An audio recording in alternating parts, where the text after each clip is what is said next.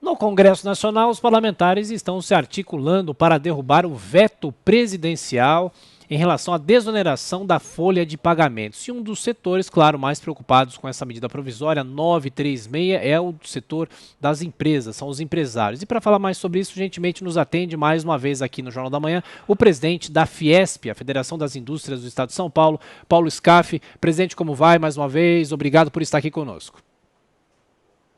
Bom dia, Thiago. Um prazer aí estamos conversando mais uma vez, viu? Muito obrigado pelo convite. Nós é que agradecemos. Bom, o senhor, já há anos à frente da Fiesp, sempre foi, claro, um defensor dessa desoneração da folha de pagamentos para aliviar o caixa das empresas e num momento como esse de pandemia. Qual é a postura da Fiesp em relação a isso, para que se derrube o veto, para que se eventualmente mantenha por causa dos recursos federais e impostos que precisam ser investidos? De que maneira a Fiesp está se posicionando nesse debate?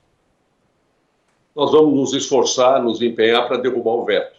Naturalmente, um momento totalmente inoportuno, seria muito importante ter sido renovado, não ter sido vetado como foi, esse pedaço da MP 936. Tem uma parte da MP que foi postergada, a suspensão do contrato de trabalho, foi postergada a possibilidade de redução de jornada, com proporcional à redução do salário, enfim, teve uma parte positiva que, graças a essa flexibilidade, o emprego fica mantido. Se as empresas não tivessem esse caminho, essa alternativa que foi renovada pela 936, por parte da 936, seria muito ruim, porque não faltaria alternativa a não ser dispensar. Então foi fundamental ao longo desses meses essa flexibilização das regras, das leis trabalhistas. Porém, uma parte da MP 936, que era em relação a essas empresas que, ao invés de recolher os 20% sobre a folha, pagam um percentual sobre o faturamento, isso já vinha acontecendo, não são todos os setores, são alguns setores, mas setores de mão de obra intensiva, são setores importantes que empregam em torno de 6 milhões de pessoas. Naturalmente, essa mudança, a partir de 1º de janeiro, a mudança aconteceria em 1º de janeiro de 2022. Com esse veto, foi antecipado para 1º de janeiro de 2021. Ou seja, durante o próximo ano mudaria essa regra. Isso é muito ruim, porque certamente muitos desses setores são setores que sentiram muito esse período, estão sentindo muito a pandemia, e que é uma notícia muito ruim esta mudança já para o ano que vem. Então nós vamos legitimamente tentar derrubar esse veto e restabelecer o direito desses setores, dessas empresas, a continuar no sistema que estavam até o final do próximo ano. Então, Paulo Scaff, quem faz a pergunta agora para o senhor é Rodrigo Constantino, dos Estados Unidos. Constantino. Bom dia, presidente. A desoneração da folha de pagamentos é uma obsessão até do ministro Paulo Guedes, mas o que o governo alega é que ele não pode abrir mão de receita sem o devido corte de despesas ou de ter uma compensação no lado da tributação. A pergunta que eu lhe faço é o seguinte: o que o senhor acha da reforma tributária? O ministro deu uma entrevista esse fim de semana para uma emissora onde ele volta a falar do tal imposto de movimentações, né? Qual a opinião do senhor em relação à reforma tributária? O senhor acha que sai? Qual seria a melhor? Qual a sua opinião? Constantino, bom dia. Na realidade, naturalmente que o Brasil precisa já há muito tempo de uma reforma tributária, mas uma reforma tributária que simplifique, agilize, facilite e barateie para a sociedade. A sociedade não quer mais impostos. O que é temeroso no momento como esse, em que o governo federal precisa de recursos, os estados precisam de recursos, as prefeituras precisam de recursos. Quando você fala de uma reforma tributária, corre o risco de haver algum desvio, alguma intenção de buscar aumento de carga tributária. E, nesse sentido, nós não vamos aceitar em hipótese nenhuma.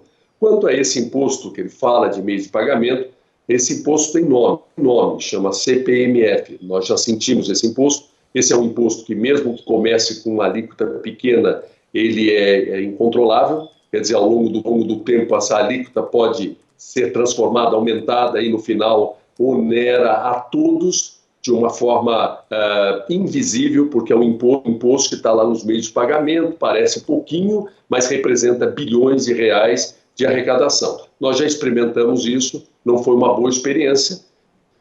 Enfim, eu acho que democraticamente se deve discutir uma reforma tributária, mas que fique claro que a reforma tributária que o Brasil precisa é aquela que facilite, simplifique, agilize e barateie.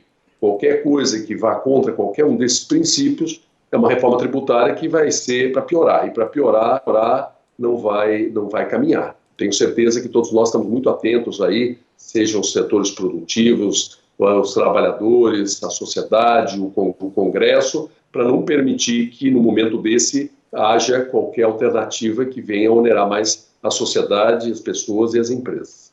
Então, Paulo Scaff, mais uma pergunta agora, José Maria Trindade, de Brasília. Zé Maria. Salve, doutor Paulo Scaff. O senhor esteve aqui no Palácio do Planalto com o presidente, né? Já saiu aí o resultado do seu teste? Qual foi o resultado? E olha, presidente, na minha opinião, o corte de qualquer incentivo, de subsídio, é aumento de carga tributária, ou seja, o veto é um aumento de carga tributária, porque é vamos dizer, um redirecionamento e um corte do que estava no momento, ou seja, um incentivo a 17 categorias. Agora, me dizem no Congresso Nacional que a reforma tributária demorou tanto, o projeto foi tão discutido, que já está velho demais, que esse imposto de valor agregado já está em desuso em vários lugares do mundo, inclusive na Europa, e que o caminho certo é essa taxação mesmo, através de movimentações financeiras. O que o senhor diz desse sentido? Ô, Zé Maria, bom dia. Primeiro, quanto à questão do almoço, eu realmente estive na sexta-feira, almocei com o presidente e estávamos sentados próximos, e por essa razão estou em observação, eu estou em quarentena, não estava durante todo esse período da pandemia, todos os dias eu saía, trabalhava com os devidos cuidados, máscara, distanciamento, higienização, enfim, mas realmente nos últimos 2 dias eu estou aqui aguardando, trabalhando de casa, e não fiz o exame, não, eu vou fazer amanhã de manhã. Esses exames, se você faz muito assim nos primeiros dias, nem sempre tem resultado correto, não são eficazes. Então, a recomendação que eu tive é que aguardasse uns 6, 7 dias. Como foi sexta-feira passada, amanhã vai fazer os 7 dias, eu já marquei, vou fazer o exame amanhã pela manhã. Mas estou muito bem, não tenho sintoma nenhum, temperatura baixa, oxigenação normal, disposição normal, e estou trabalhando normalmente em casa. Obrigado aí pela pergunta. Quanto à reforma tributária, essa alíquota que você precisaria numa cobrança nas movimentações financeiras para substituir o volume de impostos que são arrecadados, porque quando a gente fala que não quer aumento de impostos, nós também entendemos que no curto prazo fica muito difícil reduzi-los. O que a gente precisa é, pelo menos, manter a carga tributária e ter uma redução gradual com o tempo. Não adianta a gente também ficar acreditando no impossível.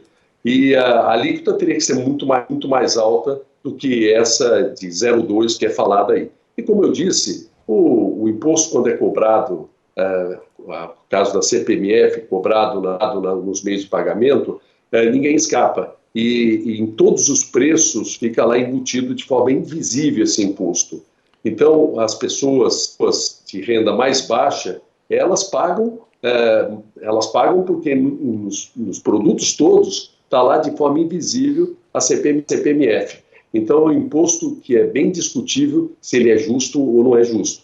Agora, você tem razão, nós estamos vivendo que a pandemia nos distraiu para as nossas atenções todas em relação a essa situação extraordinária, esse meteoro que caiu no mundo e no Brasil. Mas antes da pandemia, nós já estávamos vivendo a 4ª Revolução Industrial. Os costumes, os paradigmas sendo quebrados a toda hora. A tecnologia ocupando e transformando a vida de cada um de nós. Isso já vinha acontecendo.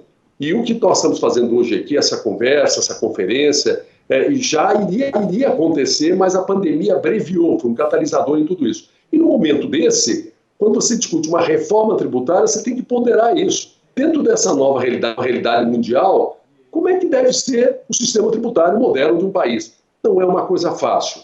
Além do que, a reforma tributária ela dá muito conflito de interesse. Os governos puxam para o lado deles, os setores puxam para o lado deles, e no final fica todo mundo preocupado em não... Quem está menos onerado, quem tem hoje uma situação de pagar um determinado volume de impostos, você convencê-lo que para ser justo, esse setor tem que pagar 2 vezes ou 3 do que está pagando, é alguma coisa que é difícil de convencê-los. Então dá muito conflito. E são setores importantes, como o setor da construção civil, agricultura, enfim.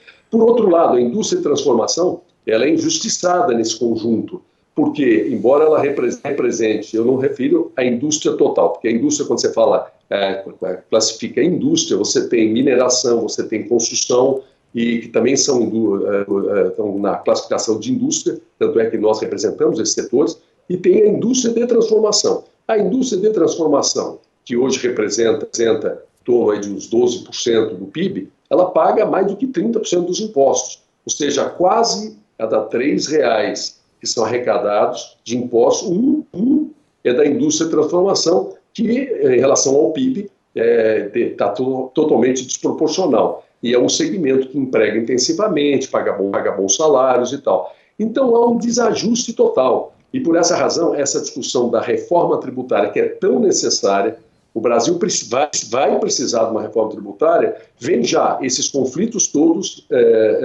setoriais, governamentais, enfim, divisão da coisa, acrescido com esse momento novo do mundo, que você tem que fazer alguma coisa olhando para frente e não no retrovisor. Então, realmente é uma discussão que não é fácil.